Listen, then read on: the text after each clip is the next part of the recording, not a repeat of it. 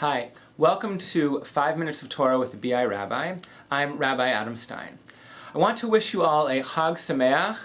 Shabbat is starting on Friday night in a few hours, but Shavuot starts on Saturday evening around sunset. They run right into each other, Shabbat and Shavuot, lasting from Saturday night until Monday night, and it's a really great opportunity to have to celebrate and observe this holiday. It's so many things, Shavuot. It's a harvest holiday, of course. Its agricultural origins date back to biblical times. You can read about it in the Bible and the Torah, and we do read about it on the mornings of Shavuot.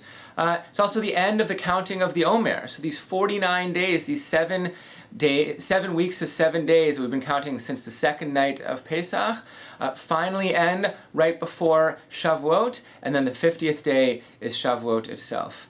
And counting the Omer, it's a semi-mourning period.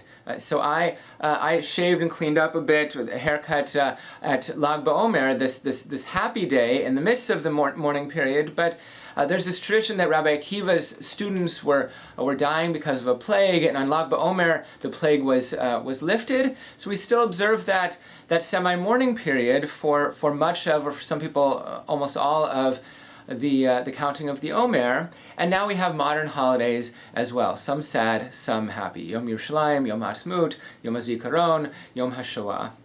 But of course, we're also celebrating not just the agricultural aspect and the counting of the Omer, but the anniversary of the giving of the Torah on Mount Sinai, punctuated, of course, by the chanting of the Ten Commandments in Shul. So, what are we doing here at BI for Shavuot? Well, we actually have a great program, in addition to eating blintzes and cheesecake, but eating blintzes and cheesecake is very important.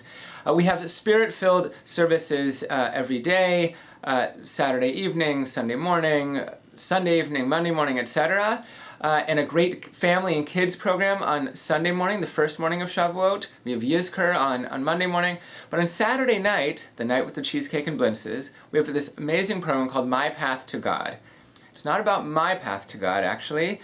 It's about the path that 4 individuals in our community have taken. Rabbi Weissman, Jean Gerber, Larry Barzilai, and actually my wife, Tamar Stein.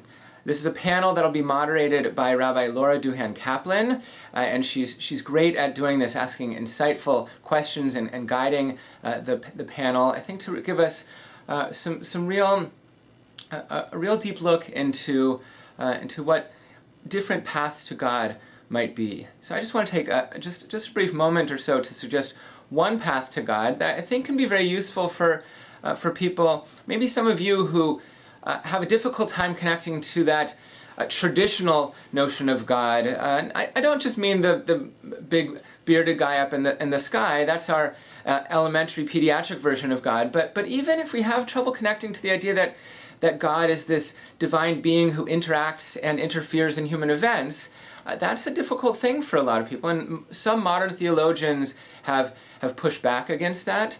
So one way to approach God alternatively is to think about the godly things, the godly acts, and the godly interactions and relationships in this world. When we see 2 people interacting in a beautiful way, one person doing something for another, that's godly, we might say. When we see something beautiful in nature, we can see I see God there. This is a notion that was put forth, among others, by Rabbi Mordechai Kaplan.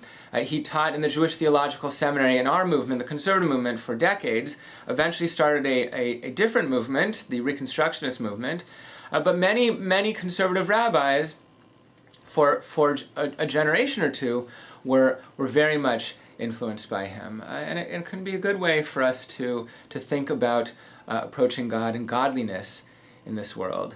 The last thing I'll leave you with is that after Shavuot's over, we go right back into our Shabbat programming. Next week on the 25th, we have our second Shabbat with the difference of this spring and summer season. Wonderful musicians from the group called Sulam will be up along with our own Debbie Fenson on the bima, playing and singing throughout the first half or so of the Friday night service. and then a great dinner afterwards. So please look on our website, or our Facebook page, or call the office if you're interested in that, or if you need more details about tomorrow night, Saturday night.